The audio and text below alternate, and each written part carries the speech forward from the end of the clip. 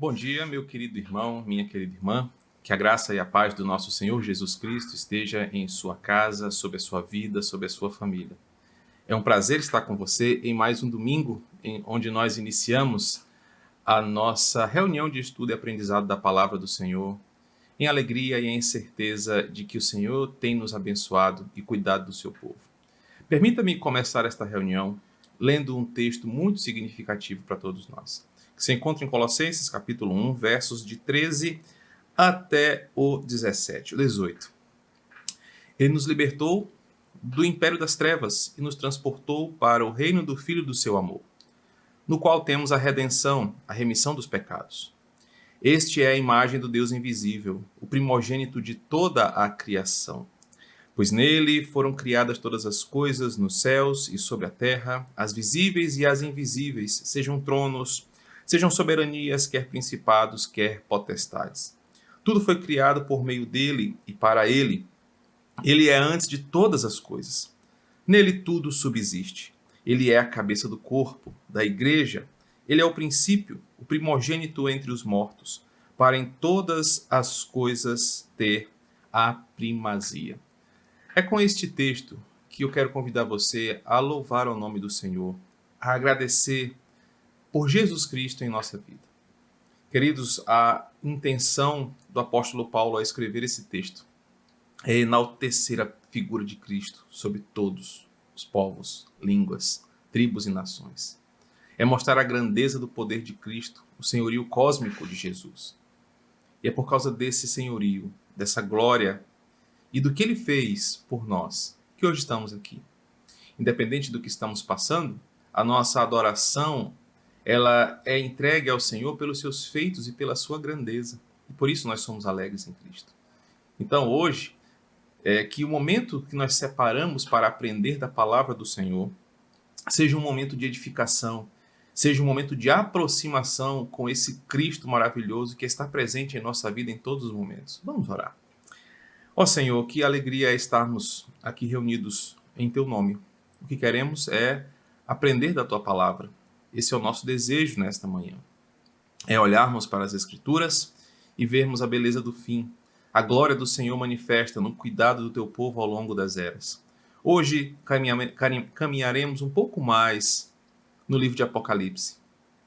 Estudaremos hoje como o Senhor nos ensina mesmo em nossa pequena e frágil estrutura, ficarmos firmes diante das tentações e glorificando o Teu nome, aquele que abre todas as portas que precisamos para viver.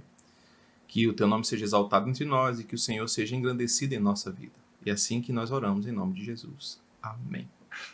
Meus irmãos, o Ademar de Campos, ele tem uma canção, pelo menos é a interpretação que eu mais ouço, que nós cantamos muito na igreja.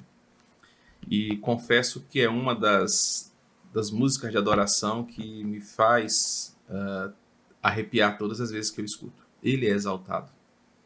E nós cantamos lá na igreja, é um hino muito bonito.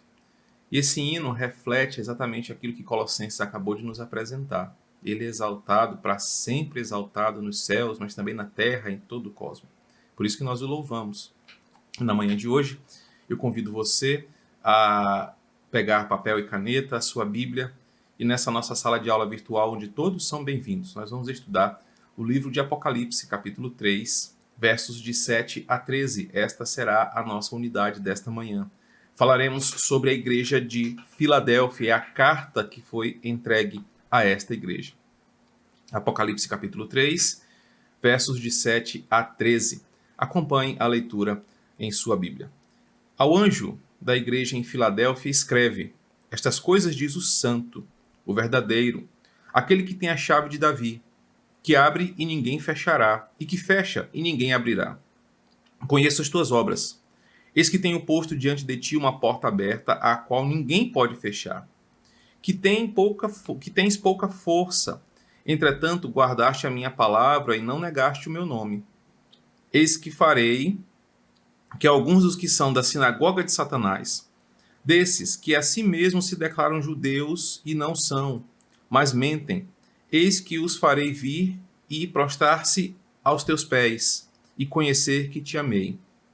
porque guardaste a palavra da minha perseverança, também eu te guardarei na hora da provação que há de vir sobre o mundo inteiro, para experimentar os que habitam sobre a terra. Venho sem demora, conserva o que tens, para que ninguém tome a tua coroa. Ao vencedor, falo-ei, coluna no santuário do meu Deus, e daí jamais sairá. Gravarei também sobre ele o nome do meu Deus, e o nome da cidade do meu Deus, a nova Jerusalém, que desce do céu, vinda da parte do meu Deus, o meu novo nome. Quem tem ouvidos, ouça o que o Espírito diz às igrejas. Mais um trecho de uma carta de João, registrada no livro de Apocalipse. Dessa forma, nós temos em Apocalipse a nossa sexta carta, das 7 cartas que foram destinadas às igrejas da Ásia próxima à ilha de Patmos. A carta à Filadélfia é uma carta de elogio e incentivo. Diferente das outras cartas destinadas às outras igrejas, essa carta não tem severas exortações, não tem pesadas críticas sobre a postura dessa igreja. Ao contrário disso, seu tom é de um Senhor zeloso, que zela pelo seu nome, pela sua glória, pela sua palavra, trazendo notas de perseverança para um grupo que surgiu naquela cidade. Então, hoje, a linguagem usada nesta carta será uma carta, um teor muito agridoce, na verdade muito doce, porque será um tom de alento, de perseverança, de incentivo para um público que estava precisando disso. Deixe-me começar falando sobre quem era a cidade de Filadélfia. É importante entendermos o contexto da cidade para entendermos o teor da carta. A cidade de Filadélfia, como o próprio nome diz, ela estava estrategicamente localizada na principal rota de ligação entre a Ásia e a Europa. Ela era uma cidade de portas abertas para o comércio, para a língua, para a cultura, e ela transitava entre esses dois continentes. Então havia muito intercâmbio cultural, comercial, intelectual, transitando na cidade de Filadélfia. Era de Filadélfia, por exemplo, a maior parte das importações que transitava entre os dois continentes, a Ásia e a Europa. Percebam a grandeza dessa cidade. Era uma cidade muito rica porque havia muito comércio, havia venda, compra, havia troca de mercadoria, importação e exportação entre esses dois continentes. Geograficamente, Filadélfia era uma cidade em constante alerta por causa das suas atividades vulcânicas. Era uma cidade rodeada de vulcões. E por isso, de vez em quando, e bem constante até, diversas erupções e pequenos terremotos causavam estragos na cidade. Alguns deles, registrados na história, causaram muitos estragos no passado. E aí essa cidade ela tinha uma característica muito especial. Os seus cidadãos viviam com as malas prontas, com kits de sobrevivência e aquilo que era emergencial, para uma possível evacuação repentina em caso de uma nova catástrofe. Filadélfia tinha essa dinâmica entre os seus habitantes porque eles sabiam que a qualquer momento um terremoto maior, uma erupção vulcânica podia causar um grande estrago naquela cidade.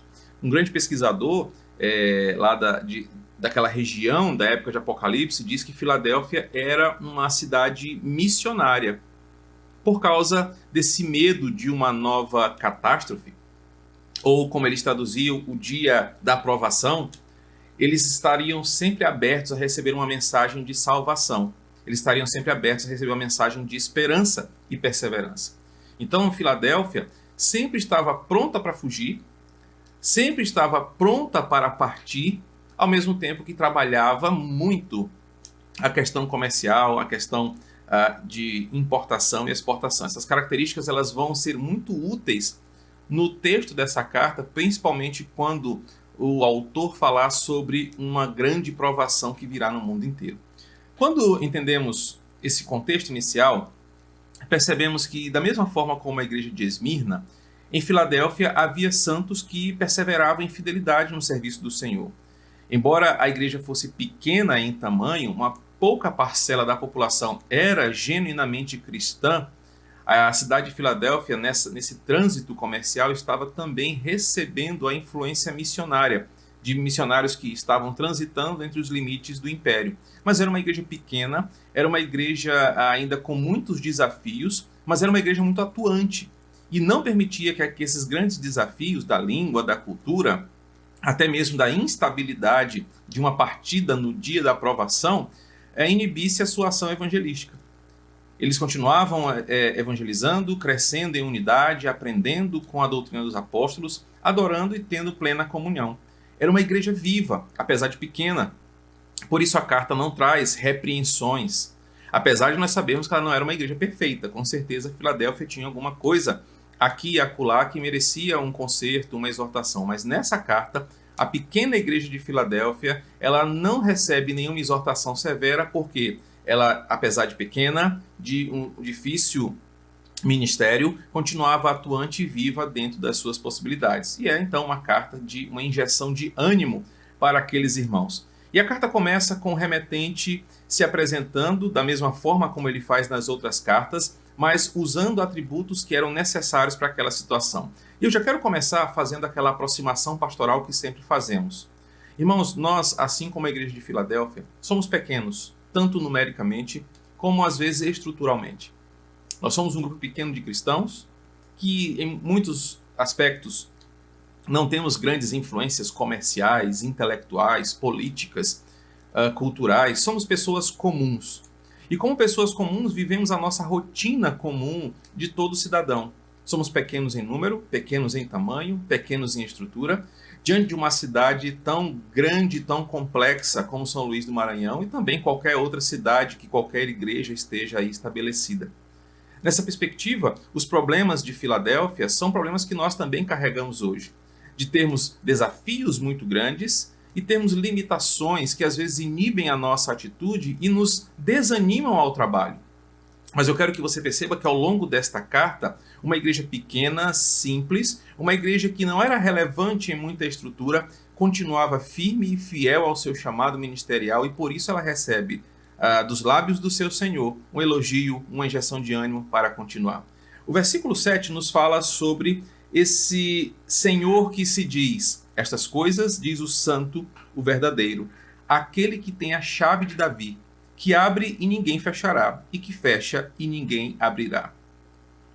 Cristo identifica-se aqui a partir de suas características, que reforçam tanto o seu poder como a sua autoridade para falar e todos ouvirem. Lembramos que em todas as cartas, o remetente apresenta-se sempre com qualidades que serão importantes para o teor da carta. Aqui Cristo começa dizendo: eu sou o santo, o verdadeiro, aquele que tem a chave de Davi. Quando Jesus fala sobre ele ser o santo e o verdadeiro, ele está trabalhando exatamente aquilo que Filadélfia precisava crer e ter certeza diante da sua ação evangelística.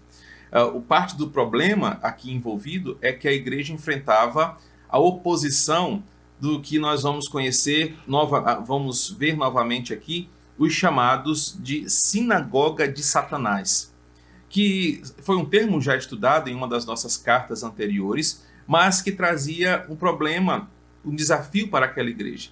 Havia muita religião envolvida numa cidade de tamanho trânsito como Filadélfia. Nós lembramos e já estudamos que era comum naquela região da Ásia, cada setor comercial, cada família, ter a sua divindade local. E os deuses ali se misturavam em intercâmbios culturais. Havia centros de adorações diversos espalhados em todas as cidades. E uma das coisas que Filadélfia enfrentava é que aqueles que eram chamados de sinagoga de Satanás estavam desmerecendo a figura de Cristo na cidade, como que desfazendo toda a ação evangelística daquela pequena igreja em propagar o nome de Cristo. Aqueles que são chamados aqui de sinagoga de Satanás, o texto diz que eles se acham judeus, mas não são, faz com que o remetente identifique-se com um adjetivo muito comum e usado pelo próprio Yahvé no Antigo Testamento. Já que ele está falando contra falsos judeus ou contra judeus que não entenderam quem está falando com a igreja de Filadélfia, o remetente Cristo diz sobre si ele ser o Filho de Deus que governa a sua igreja, mostrando-se e identificando-se com o adjetivo que era usado pelo judaísmo para o próprio Yahvé. Yahvé, no Antigo Testamento, por exemplo, em Isaías 40, verso 25, em Abacuque 3, versículo 3, é chamado de o Santo de Israel. E Cristo agora é chamado de o Santo da sua igreja, Marcos capítulo 1, 24, Lucas 4, 34. Há uma identificação de Cristo com o Pai, de Cristo com Yahvé, dizendo: eu e o Pai somos um. Aqueles que não estão vendo essa verdade é porque estão sendo enganados ou porque não querem crer em minha palavra. É o povo do pacto aqui tendo a santidade do único Senhor que liga toda a história no povo da aliança. Jesus está ali se identificando como sendo o Deus presente entre o seu povo desde o começo dos tempos. Isso traz importantes implicações para os leitores dessa carta. Quem está falando conosco é o grande Deus Todo-Poderoso, o grande Senhor sobre todos, é o verdadeiro e único Deus. Não é qualquer nova divindade, não é uma das divindades, mas é o santo, é o verdadeiro. Um termo ligado a essa comprovação inquestionável, vivida e provada pelos espectadores, que Cristo era o Messias. É importante ressaltar aqui que, assim como Deus é santo no Antigo Testamento, a igreja também deve estar constantemente antenada à santidade que ele exige ser vivida. Isso está lá em Levítico capítulo 11, verso 45, 1 Tessalonicenses capítulo 4, 3. Então, o santo fala, cobra a santidade do seu povo, mas o santo que fala é o mesmo Deus santo de todos os tempos. Ele também é verdadeiro, esse termo que diz o seguinte: todos os sinais, as profecias, as promessas foram cumpridas por mim. Eu sou o verdadeiro, eu sou o Messias prometido que cumpriu todas as promessas que estavam escritas na Escritura. Embora os judeus não crescem no seu poder e na sua autoridade, nós conhecemos essa narrativa desde o Evangelho, Cristo mostra-se como o verdadeiro Messias de Israel. Ele é o santo e ele é o verdadeiro. Um terceiro aspecto dessa introdução, dessa apresentação do remetente, é que ele tem a chave de Davi, referindo-se a um episódio que está escrito em Isaías capítulo 22, verso 22. Eu sei que esse termo tem sido muito usado, principalmente nos meios neopentecostais, de forma equivocada. A ideia aqui não é a chave de uma bênção, não é uma chave da vitória, ou a chave da casa própria, ou a chave do carro novo. O que está sendo falado aqui está se referindo ao episódio onde Eliaquim serviu com autoridade e fidelidade ao rei Ezequias. Lhe fora confiada uma tarefa e uma autoridade, e Eliaquim serve com essa fidelidade e autoridade ao rei. Cristo aqui recebeu do Pai toda a autoridade para governar. Ele mesmo disse isso em Mateus 28. E agora Cristo reina sobre todos os povos, sobre todas as coisas que lhe foram confiadas pelo Pai para a sua glória.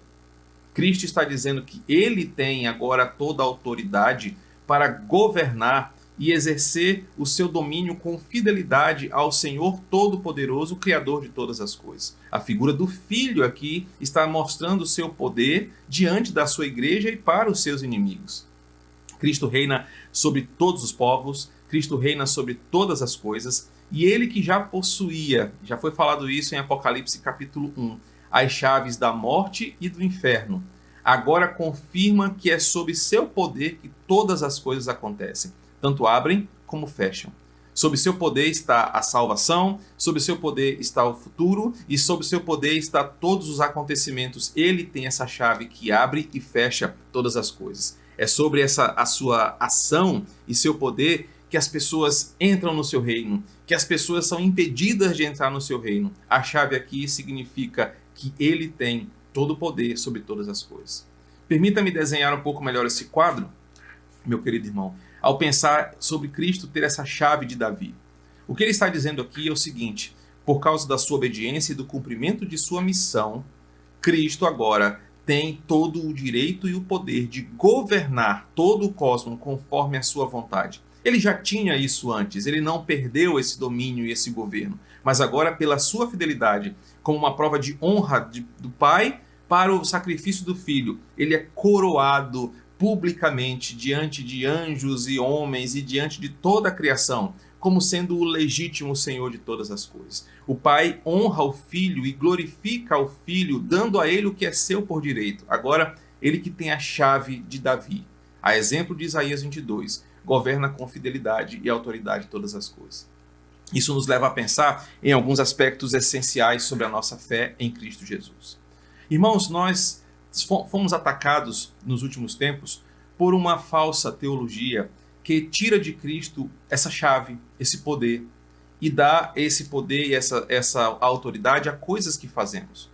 Por exemplo, nós achamos que quando vivemos uma barganha teológica com o Senhor, temos direito a alguma coisa. Nós achamos que Deus é uma espécie de negociante que paga ou dá a bênção para quem melhor paga ou melhor investe.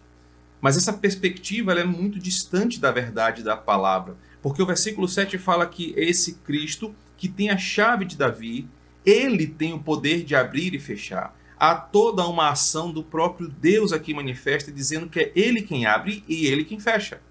É ele quem fecha e ele que abre. Eu quero que você perceba que o texto trabalha em duas direções. O que ele abre, ninguém fecha. Mas também o que ele fecha, ninguém abre. O aspecto dito aqui primeiro, comprova o seu governo, mas segundo, tem a ver com uma questão que nós já aprendemos quando lemos o Evangelho de Mateus. As chaves do reino dos céus. E ele entrega essa chave à sua igreja, e essa chave é a pregação do Evangelho que confirma a salvação de uns, a eleição dos filhos de Deus, mas também comprova a condenação daqueles resistentes ao Evangelho. Essa chave que permite que pessoas entrem no reino de Deus e também sejam confirmadas como aqueles que não vão entrar no reino de Deus, é aqui manifesta. É o Senhor quem tem essa chave. Isso mostra que só entra no reino de Deus para quem Cristo abre essa porta. E ficará fora do reino de Deus aqueles a quem ele fechou essa porta. Os versículos 8 e 9 nos apresentam aspectos importantes para esta carta. Ele diz: conheço as tuas obras. E uma frase recorrente que mostra o poder de aproximação desse sacerdote e agora deste santo, verdadeiro e poderoso Senhor para a sua igreja. Ele tem visto o que cada uma dessas 6 igrejas até aqui apresentadas tem feito diante dos seus desafios. Assim como ele tem visto a nossa igreja, a nossa geração, o nosso país, vivendo esses tempos tão difíceis, e como nós temos vivido isso tudo. Como nós temos enfrentado toda essa dinâmica que estamos vivendo para a glória do Senhor. Ele diz: eu conheço as tuas obras, e eis que tenho posto diante de ti uma porta aberta, a qual ninguém pode fechar. Que tens pouca força, entretanto guardaste a minha palavra e não negaste o meu nome. Esse é o versículo 8. Aquele que tem poder sobre tudo e sobre todos estava agindo sobre a igreja de Filadélfia e em seu favor. Ele abriu uma porta e não há poderes, principados, forças físicas ou espirituais que possam fechar. Ele abriu uma porta e se ele abriu essa porta, ninguém fecha. Não há legiões de demônios, não há maldições hereditárias, não há potestades, não há homens, exércitos, impérios que possam fechar. No contexto dessa carta, a comunidade judaica local, os que são chamados de sinagoga de Satanás, eles estavam atacando a fé dos irmãos daquela igreja. Era como se eles estivessem fazendo um exercício contrário a tudo que aquela igreja fazia. Seus falsos mestres estavam diminuindo a fé em Cristo e a figura de Cristo, tentando ensinar os antigos ensinos judaizantes em troca da pregação do evangelho genuíno em Cristo Jesus. Os judeus eram ricos, eram orgulhosos, eram bem-sucedidos naquela região por causa do seu comércio e da sua tradição. Ao contrário disso, os crentes, como já aprendemos em outras cartas, em sua maioria eram pobres, trabalhadores, pessoas simples e às vezes tinham muito pouco para viver. E eles necessitavam de alguém que os defendesse. Eles necessitavam de alguém poderoso para lhes ajudar nessa situação de conflito. Observa que Jesus diz: olha, eu sei que você tem pouca força, mas lembre-se, os judeus têm a sua arrogância, os judeus têm a sua tradição que cega os seus olhos. Isso pode ser visto em Romanos capítulos 7, 8 e 9. A partir do capítulo 6, perdão. Os judeus têm essa força para querer que desfaz o trabalho de vocês. Mas lembre-se, mesmo vocês sendo fracos e poucos, eu estou com vocês, o santo, verdadeiro, o que tem a chave de Davi. O versículo 8 nos mostra, irmãos, que às vezes nós nos limitamos ou ficamos acanhados por causa do tamanho do desafio e olhando para a nossa realidade. Somos tão poucos, temos pouco recurso, somos tão frágeis, os desafios são tão grandes, mas Jesus diz: eu conheço as obras de vocês, eu conheço o coração de vocês, o desejo de vocês por fazer alguma coisa. Eu conheço também os inimigos de vocês, eu conheço como eles atacam vocês, eu conheço como vocês querem fazer, mas às vezes se sentem preocupados com o resultado. Lembrem-se, eu sou o que tem a chave de Davi e eu estou falando com vocês. Todo o poder e toda a autoridade são minhas, diz o Senhor. E Ele está com aquelas pessoas. E Ele está conosco também. É nesse contexto que Cristo abre uma porta. Não é uma porta de prosperidade, como eu já disse, de cura, ou de qualquer outra coisa que esses pastores pentecostais adorariam falar aqui. Mas é uma porta essencial. A porta da pregação do Evangelho. É nesse contexto de dificuldade e de desafio que Filadélfia precisava continuar a sua missão. Mas como vamos fazer, Senhor, se os inimigos são tão grandes? As pessoas são incrédulas, são idólatras, são promíscuas. Como vamos fazer, Senhor, diante de tanto desafio? É aqui que Cristo fala: eu abri uma porta. E a porta que eu abri, ninguém pode fechar. Versículo 8. É a porta da pregação do Evangelho.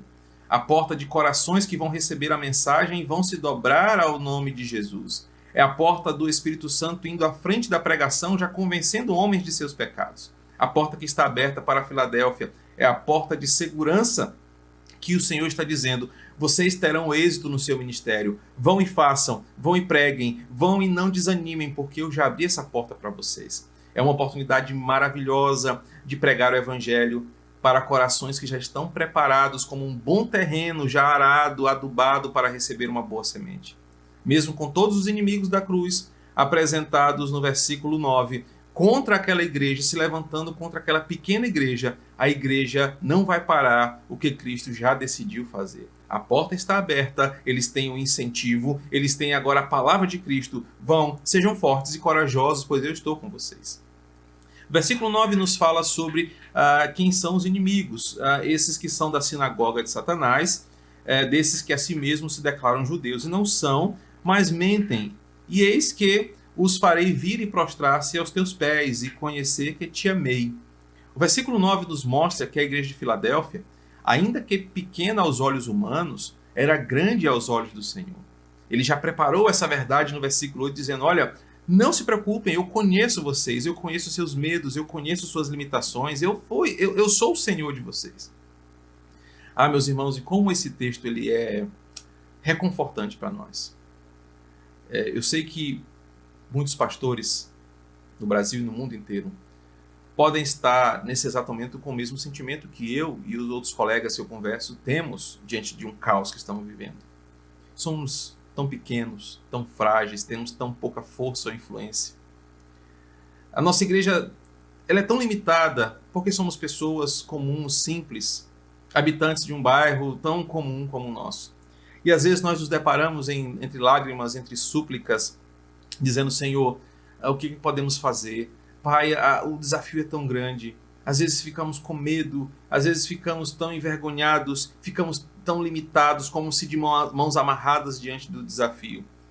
Cristo, no versículo 8, fala: eu conheço o coração de vocês, eu conheço vocês, eu sei as limitações de vocês, eu conheço os medos, os anseios, as dificuldades, mas não se preocupem, sou eu quem abre as portas, e as portas que eu abro, ninguém fecha. É eu que conduzo a minha igreja, mesmo que pequena. Vocês podem ser pequenas aos olhos, podem ser pequena aos olhos do mundo, mas aos meus olhos vocês são valiosos e valorosos, são grandes diante de mim.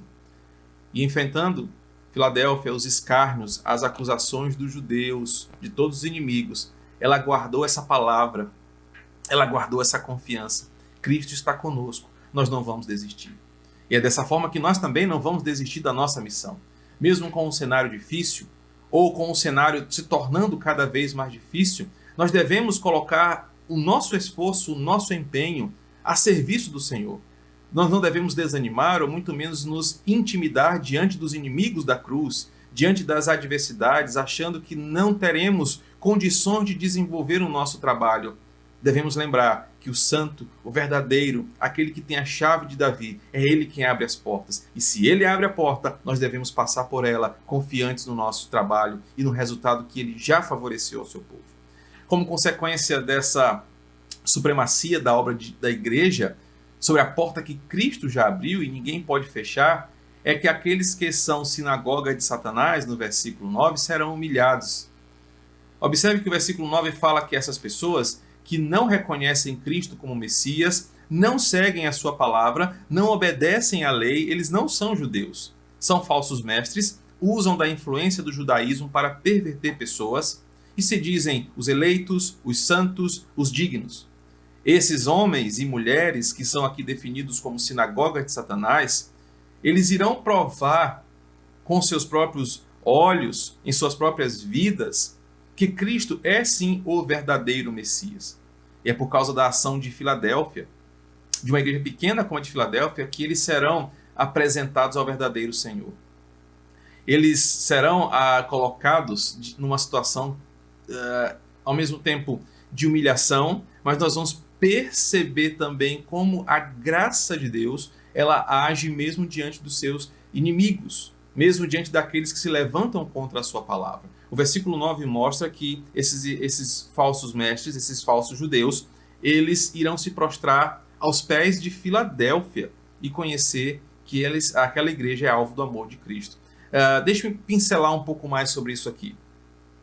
Como esses falsos judeus que não reconhecem Cristo como Messias, que não amam a lei de Deus e não seguem a sua palavra, por isso estão cegos em seu entendimento e não participam do povo da aliança, esses que se achavam os especiais, os superiores por causa do seu passado, da sua tradição, da sua descendência, agora, por causa da frieza dos seus corações, ao invés de receberem a honra que eles tanto querem, eles vão se prostrar diante daqueles que são de fato o Israel de Deus. Isso é uma citação indireta de Isaías capítulo 49, verso 23, onde esses falsos messias, esses falsos judeus, irão se curvar diante do Israel de Deus que é aqui representado na igreja de Filadélfia. Toda essa ação não seria para envaidecer os filadélfios. Não era para eles dizerem, tá vendo, os humilhados foram exaltados. Não, não era isso. Deus não estava aqui recompensando o ego de Filadélfia, mas era para mostrar ao mundo o cerne da ação redentora de Cristo na cruz do Calvário. É de tornar as coisas pequenas grandes, é de tornar as coisas que não são em coisas que são, é de usar as coisas loucas desse mundo para mostrar a glória de Cristo. O inexplicável amor de Deus é aqui demonstrado novamente quando uma igreja pequena e simples como Filadélfia era depósito desse amor do Senhor. Um amor que não está preso a uma etnia, a uma nação, como diziam os falsos judeus, mas um amor que alcança todos aqueles por quem Cristo morreu, em diferentes povos, tribos, línguas e nações. Os filadélfios eram um foco disso. Deus amava aquela igreja, Cristo amava aquela igreja, porque morreu por ela, e as nações, os falsos mestres, iriam reconhecer isso quando aquela igreja se tornasse uma igreja abençoada, uma igreja grande, uma igreja próspera em seu trabalho, porque o Senhor tinha aberto uma porta que ninguém pode fechar. O versículo 10 nos mostra uma atitude daquela igreja que nós devemos copiar. Versículo 10, porque guardaste a palavra da minha perseverança, também eu te guardarei na hora da provação que há de vir sobre o mundo inteiro, para experimentar os que habitam sobre a terra. Aqui nós vamos pincelar, infelizmente, em pouco tempo, a grandeza desse texto, mas eu quero provocar você a profundas reflexões. Filadélfia estava sendo fiel ao Senhor, mesmo diante dos intensos ataques. Nós já aprendemos isso até aqui.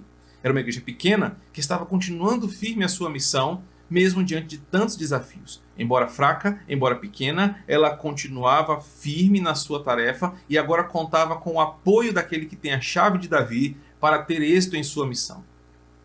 Por causa dessa fidelidade, que ia além da palavra pregada, mas era manifesta na forma como eles se identificavam com o próprio Cristo, quando atacado pelos seus inimigos. Lembre-se da narrativa sobre Jesus nos evangelhos. Jesus também foi pressionado pelos falsos mestres. Jesus também foi perseguido pelos judeus.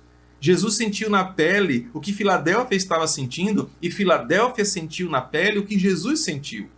A identificação com Cristo não era apenas na palavra pregada, mas era no exercício diário dos fariseus e dos falsos mestres, da sinagoga de Satanás, perseguindo aqueles que têm a palavra da verdade. Por causa disso, Filadélfia se parecia com Jesus na prática e não apenas na pregação. E é em razão dessa identificação, dessa fidelidade, que Cristo diz: por que guardaste a palavra da minha perseverança? É por causa dessa identificação, dessa fidelidade, que Cristo vai agir em favor daquela igreja.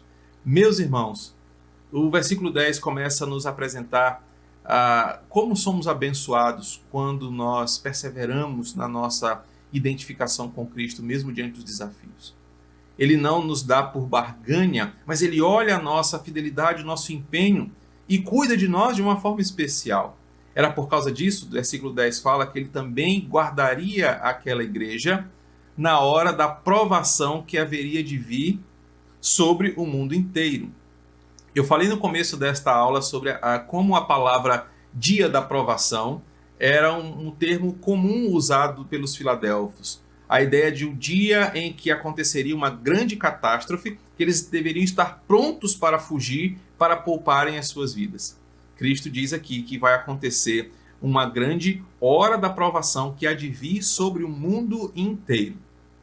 Aqui, dependendo da forma como nós interpretamos essa expressão, mundo inteiro, os rumos serão bem diferentes. E vários comentaristas caminham nesses dois aspectos aqui.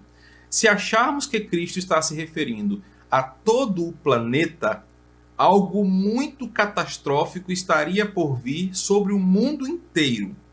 Uma pandemia, talvez, uma catástrofe natural que envolveria todo o planeta, como nós vamos ver que vai acontecer lá na frente em Apocalipse, não sabemos.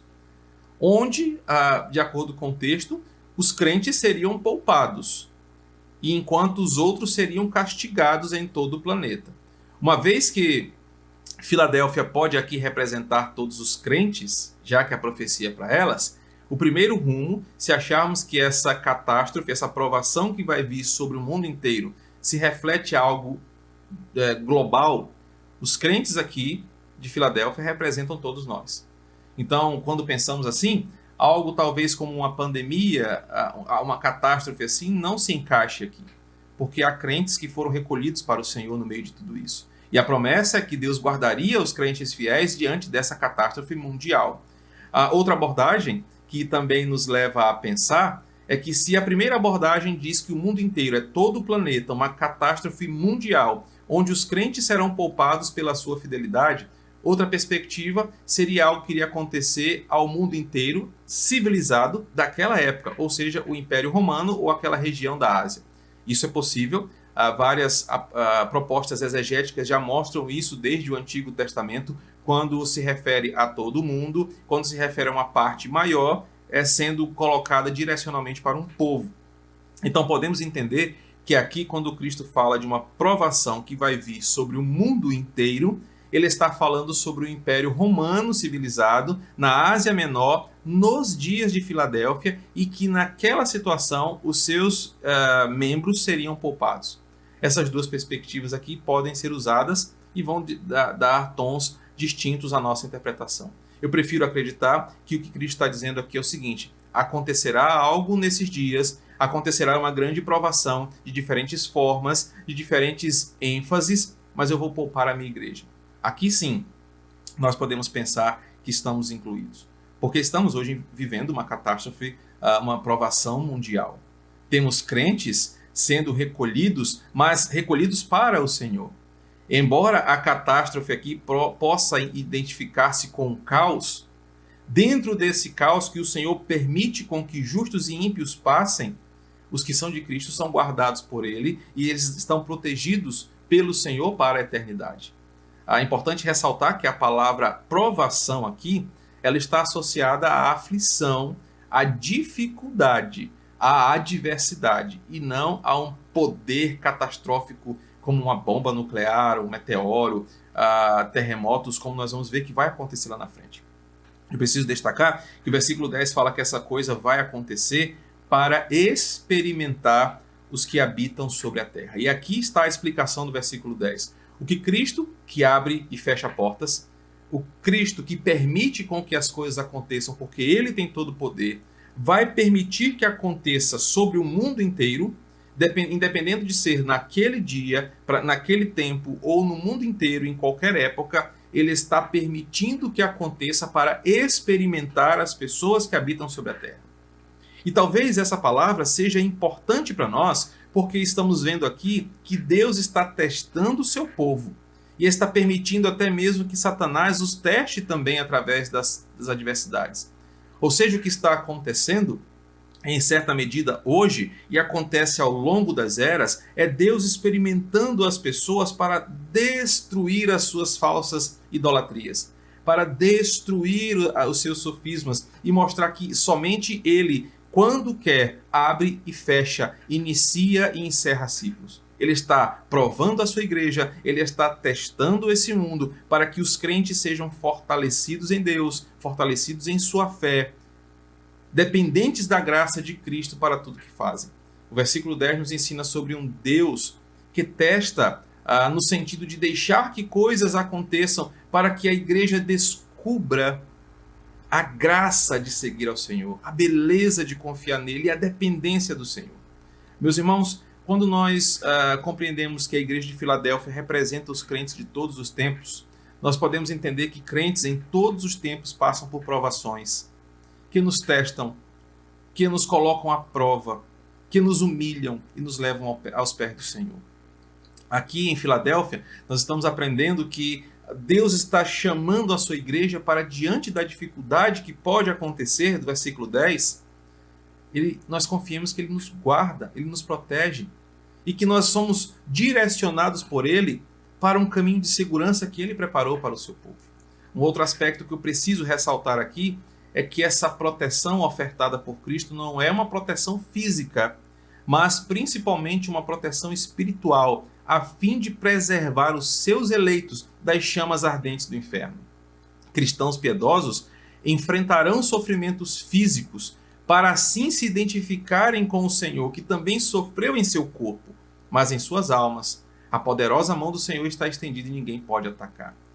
O propósito de tudo isso é Deus lapidar a sua igreja, é Deus tratar a sua igreja para torná-la cada vez mais pura diante dos desafios, mais pura diante dele. E para os ímpios é mostrar só o princípio do sofrimento.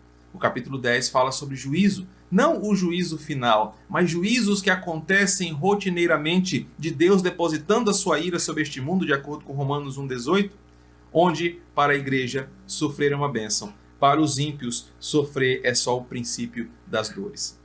O versículo 11 nos mostra uma promessa arrepiante que surge aqui. Venho sem demora. Podemos entender esse termo tanto quanto imediatamente ou também a questão escatológica. Mas o que está sendo dito aqui é que Cristo estava vindo para abrir a porta que ele falou. Cristo estava começando uma obra ali na igreja de Filadélfia, na cidade de Filadélfia, que ninguém poderia mais parar. Cristo estava começando uma obra de salvação naquela cidade a partir daquela pequena igreja. Essa promessa também se remete àquilo que a igreja de Filadélfia precisava ter enquanto enfrentava a sua luta. Sabe, a certeza de que Cristo está voltando e sem demora trazia para a Filadélfia uma segurança em primeiro lugar, sabendo que ele vem para ajudar no tempo perfeito. Ele vem para ajudar a sua igreja a vencer os desafios e atravessar essa porta. E a igreja deveria então perseverar. E também, enquanto eles aguardam Jesus vir, eles deveriam manter-se firmes e santos na expectativa do seu Senhor. Lembre-se da parábola das 10 virgens. Eu venho sem demora, eu venho no tempo certo, e enquanto eu não estou vindo, preparem-se, estejam prontos. Mas enquanto eu estou indo, confiem em mim, que o que eu começo, ninguém pode parar. A promessa traz ânimo e força para aqueles irmãos que outra hora foram chamados de fracos e pequenos. Eu vou até vocês, eu venho sem demora, e quando eu chegar, tudo vai acontecer conforme eu planejei. A igreja precisava perseverar, mesmo diante do desafio, sabendo que Cristo estava chegando. Ele fala, conserva o que tens, para que ninguém tome a tua coroa. Ou seja, continua fazendo um bom trabalho, não desanima. Eu disse que vou, eu cumpri todas as promessas, diz o Senhor, do Antigo Testamento sobre mim. Essa é só mais uma, eu vou até vocês, eu venho sem demora, e quando eu chegar, todos verão que vocês são a minha noiva pura e verdadeira. Esse era o incentivo para a igreja de Filadélfia. Versículo 12. já nos leva ao fim desta carta, caminhando para o seu encerramento, apresentando as recompensas que serão entregues para os vencedores. Vencedores aqui não são os melhores, como nós costumamos pensar, porque a igreja de Filadélfia certamente não era cotada como as melhores pessoas daquela região. Por isso, vencedores aqui não são os melhores, mas vencedores aqui são os mais longânimos, os mais fiéis, os mais convictos. Ao vencedor, diz ele, faloei coluna do santuário do meu Deus, e daí jamais sairá. Gravarei também sobre ele o nome do meu Deus, o nome da cidade do meu Deus, a nova Jerusalém que desce do céu, vinda da parte do meu Deus, e o meu novo nome. É uma bênção, uma recompensa repartida em algumas partes. E precisamos entender bem isso aqui relacionado ao contexto. Lembra quando eu falei que Filadélfia estava em constante expectativa de ter que sair fora porque os vulcões poderiam entrar em erupção muito forte, terremotos muito grandes poderiam acontecer ali? Jesus dá uma segurança para eles. Um dia a minha igreja habitará seguramente em um lugar fixo, em um lugar que não precisará ter essa expectativa de destruição. É um lugar que será o lar eterno dos crentes. E eles não apenas habitarão ali, mas serão colunas desse santuário. Eles serão colunas do santuário do meu Deus. Eles serão parte dessa adoração neste lugar fixo, eterno ao Deus Trino. E por isso jamais sairão da presença de Deus. Para um povo que estava incerto sobre quando deveriam abandonar as suas coisas e partir para uma outra cidade, um outro lugar, morar no campo, morar em outro lugar, a primeira recompensa é: um dia vocês habitarão comigo num só lugar, sem preocupações. E não apenas habitarão comigo nesse lugar, vocês serão parte do templo da adoração ao Deus Trino. Vocês estarão ali juntos, como as colunas que sustentam as construções. E vocês habitarão para sempre comigo. A segunda parte dessa recompensa diz que eles terão os nomes gravados de Deus sobre eles. Fala assim: gravarei também sobre ele o nome do meu Deus, o nome da cidade do meu Deus, a nova Jerusalém que desce do céu, vinda da parte do meu Deus. Os sacerdotes do Antigo Testamento tinham em suas tiaras, nas suas tiaras, um termo escrito Kodesh, santo. E um detalhe importante que talvez eu tenha esquecido de falar, que ao longo dos tempos Filadélfia trocou muito de nome. Quando aconteciam as catástrofes, aqueles que faziam grandes obras, os imperadores que investiam para reconstruir a cidade, geralmente eram recompensados com a mudança da cidade para o seu nome. Então a cidade de Filadélfia já teve outros nomes no passado. E a promessa agora é o seguinte: o que eu vou fazer por vocês será tão definitivo, tão grande, que eu vou gravar em vocês o nome do meu Deus. Eu vou gravar no coração e nas tiaras dos meus sacerdotes o melhor adjetivo que eles podem ter. Eles serão santos, eles serão reconhecidos como santos e não reconhecidos como qualquer outra coisa que possa identificar. E mais do que isso, a cidade de Filadélfia será agora uma cidade, a igreja de Filadélfia, perdão, com um único e eterno nome que não será mais mudado, porque o que Deus fará por eles, ninguém poderá fazer melhor. Eles serão o povo de Deus para sempre e terão então o nome de Deus gravado, a nova Jerusalém que desce do céu, que parte de Deus. Será uma cidade nova, uma cidade eterna, uma cidade com um nome de santidade que não precisará mudar. Tudo isso por causa do nome de Jesus. É o final do versículo 12. Por fim, a carta termina como todas as outras terminam. Mais uma carta que termina com a mesma exortação, para que o seu conteúdo seja observado em todos os tempos por todos os crentes que desejam continuar na sua missão apesar das lutas. Que aplicações práticas nós podemos tirar da carta de Filadélfia? Em primeiro lugar, esta carta nos ensina sobre como dependemos totalmente do poder de Cristo, para que a nossa missão de evangelização, de testemunho, de cuidado, seja apresentada ao mundo e tenha êxito. Nós somos poucos, somos fracos, diante de desafios tão grandes. Mas, como sabemos que Cristo, Ele, e somente Ele, tem a chave da salvação em suas mãos, nós não confiamos na força do nosso poder, mas nós confiamos nele e dependemos desse poder para continuarmos avançando. O segundo aprendizado é que somos, por vezes, uma igreja humilhada aqui na terra. Somos, por vezes, uma igreja que é até desprezada. As pessoas acham até que nós não somos essenciais. Em tempos como os nossos, está sendo discutido se a igreja é uma atividade essencial. Mas, irmãos, quando o nosso Cristo nos exaltar, quando Cristo exaltar o seu povo, nos dando uma nova identidade e nos reconhecendo diante das nações, as pessoas entenderão o valor essencial da igreja, da fé dos irmãos, da comunhão e da caminhada em Cristo. Terceiro aspecto, somos apresentados aqui em Filadélfia ao nosso maior prêmio. Tanto sermos colunas do santuário, como termos o nosso nome gravado nas nossas tiaras, a exemplo dos sacerdotes do Antigo Testamento, ou termos um novo nome como cidade aqui, remetem a um único aspecto. Nós estaremos eternamente na presença de Deus. Nós estaremos eternamente diante do Senhor. E de lá, ninguém pode nos tirar mais. Ninguém pode mudar a nossa natureza. A recompensa para uma igreja fiel é que ele estará eternamente na presença do nosso Senhor. Que a carta de Filadélfia nos ensine, nos estimule a continuarmos firmes nos dias em que somos desafiados em nossa fé a sermos sal e luz onde estamos. Que o Senhor nos abençoe para a sua glória. Vamos orar. Senhor, obrigado pelo ensinamento da carta de Filadélfia. Um ensinamento rico, abençoado, que nos motiva a continuar mesmo quando somos tentados a desistir. Nós reconhecemos que dependemos do Senhor, reconhecemos que precisamos de Ti, porque sabemos que só Tu és o santo, o verdadeiro e aquele que tem toda a autoridade nos céus, na terra e sobre a terra e em todo o cosmos. Obrigado, Senhor, porque esse Deus tão grande, esse Cristo tão poderoso, abriu as portas da salvação, primeiro para que nós pudéssemos atravessar, mas segundo lugar, para que nós anunciemos essa porta, este caminho da salvação, para que outras pessoas também passem por ela.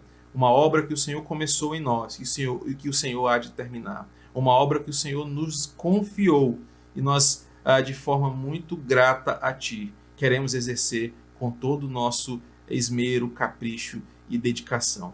Senhor, e por fim queremos Te louvar, porque sabemos que o Senhor tem cuidado de nós, o Senhor tem nos guardado, e mesmo diante de provações que temos vivido ao longo dos tempos, provações às vezes tão severas como essa pandemia, outras como grandes guerras que aconteceram no passado, ou até mesmo perseguições religiosas que já aconteceram, o Senhor tem, ao mesmo tempo, nos ensinado, nos provado, mas também tem nos abençoado. O Senhor tem nos guardado em Ti, porque às vezes somos até atacados em nossos corpos, mas a nossa alma está segura em Ti.